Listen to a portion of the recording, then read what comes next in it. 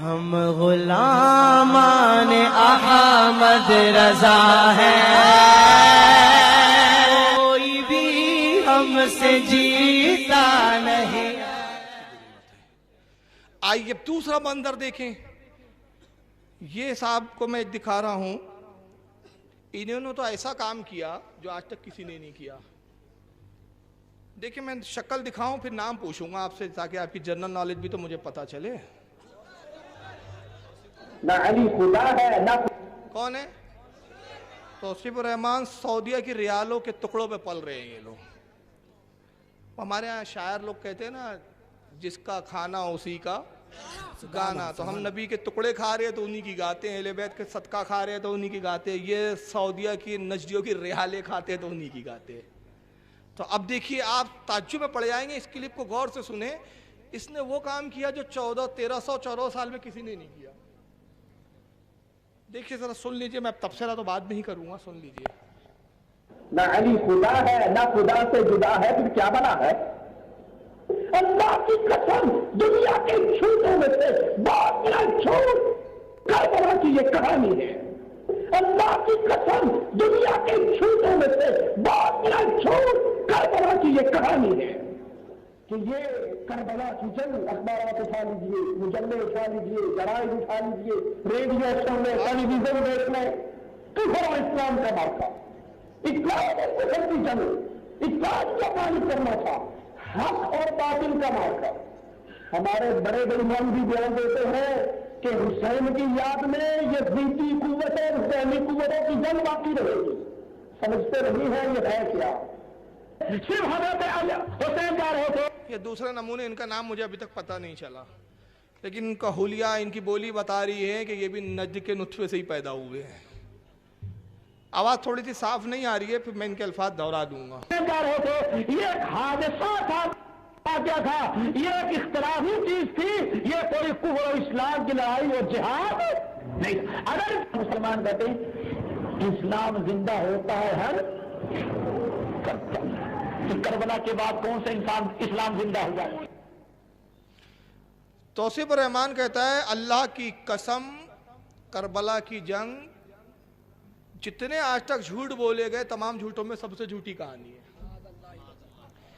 کربلا ہوئی نہیں، مطلب یہ کہانی ہے، قصہ ہے جو جھوٹا گڑھ دیا گیا، لکھ دیا گیا۔ آج تک کسی کی زبان سے سنا آپ نے؟ ارے غیر مسلم نے بھی نہیں بولا ہوگا کبھی یہ۔ وہ بھی تسلیم کرتے ہیں کہ بھائی سرزمین عراق میں کربلا کی سرزمین پر ایک حق و باطل میں مارکا ہوا تھا۔ ایک غیر مسلم شاعر کہتا ہے، بڑا پیارا شعر یاد آ رہا ہے، غیر مسلموں نے بڑے اس پہ اشعار کہے ہیں۔ کہتا ہے کہ ناصران شہ والا میں نہ تھی عمر کی قید، ناصران شہ والا حضرت امام حسین کی ذات کو کہہ رہا ہے، ناصران شہ والا میں نہ تھی عمر کی قید، آگے چلنے والوں میں تھے نہ چلنے والے۔ جو نہیں چل سکتے تھے وہ بھی چلنے والوں میں آگے آگے چلے، آگے چلنے والوں میں تھے نہ چلنے والے۔ ایڑیاں حضرت علی اصغر نے رگڑی نہیں بلکہ پاؤں دکھلائے تھے بیت کو کچلنے والے۔ سبحان اللہ، پاؤں دکھلائے تھے بیت کو۔ یہ غیر مسلم شاعر کا قول ہے۔ وہ بھی مانتے کہ کربلا ہوئی، علی اصغر شہید ہوئے، امام حسین کے ساتھ ایک جم غفیر شہادت سے سرفراز ہوا، لیکن یہ پتہ نہیں کون سی مٹی کے بنے ہیں۔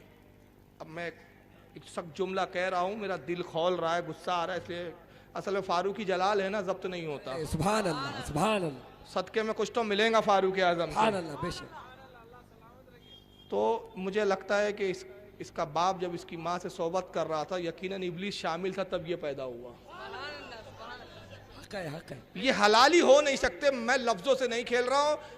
حضرت امام بہقی کی کتاب اٹھا لیجئے حدیث کی، شعب الایمان، طبرانی اٹھا لیجئے، اس میں صاف حدیث موجود ہے۔ اللہ کے نبی نے فرمایا جو میرے اہل بیت کی تعظیم نہ کرے، میرے اہل بیت کا حق نہ جانے، وہ تین حال سے خالی نہیں، یا تو منافق ہے، یا حیضی بچہ، یا حرام کی اولاد۔ بہت خوب۔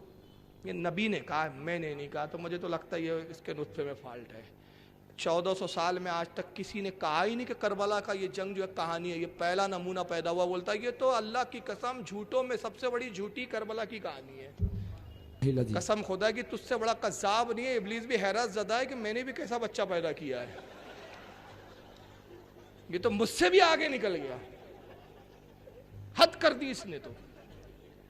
अब एक छोटा सा सवाल, अगर करबला नाम की कोई चीज़ ही नहीं है तो फिर ये, इसको मैं चैलेंज कर रहा हूँ अपने अब्बा की, अगर ओरिजिनल औलाद है, अपना नुत्फा सही साबित करने के लिए मुझे सिर्फ ये बता दे कि इमाम हुसैन का इंतकाल कैसे हुआ, कहाँ हुआ।